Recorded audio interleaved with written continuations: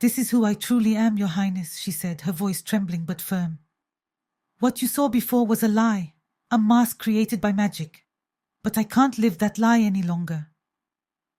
Prince Obina looked at her, his face a mix of shock and disbelief. Magic? He asked, glancing between Ziora and Omar.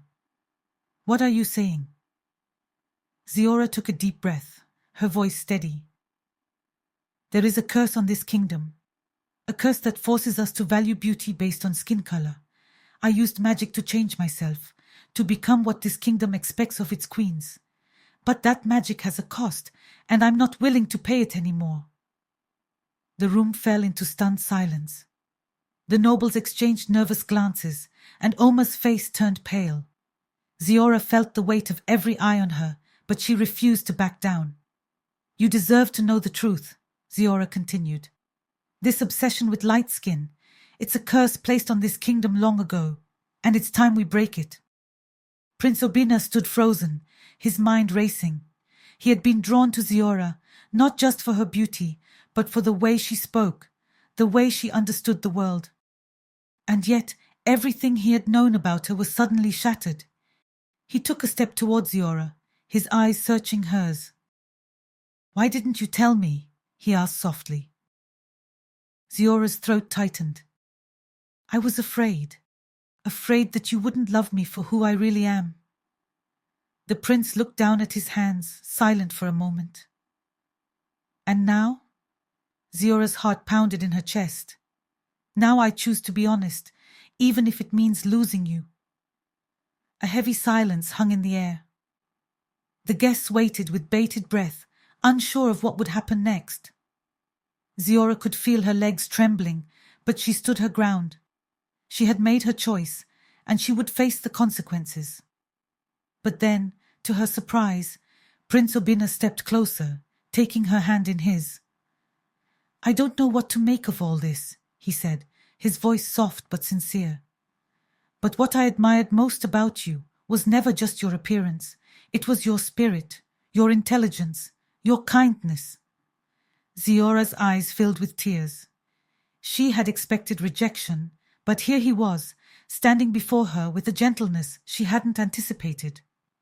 But this curse, Obina continued, we must find a way to break it, together. Ziora nodded, hope filling her heart. There's more, she said, glancing toward the far corner of the room. The sorceress who gave me the powder, she's tied to this curse. I believe she was once a dark-skinned woman like me, wronged by the royal family long ago. If we can find her, perhaps we can lift the curse. The prince and Ziora set out that night, leaving the palace and travelling deep into the forest where Ziora had first encountered the sorceress. The moon hung high in the sky, casting an eerie light on the path ahead. Ziora felt a mixture of fear and determination as they ventured into the woods, the memory of the sorceress's voice still echoing in her mind. After hours of walking, they reached the clearing where Ziora had met the mysterious woman. There in the center of the clearing stood the sorceress, her dark cloak billowing in the wind. Her eyes gleamed with a knowing look as she watched them approach.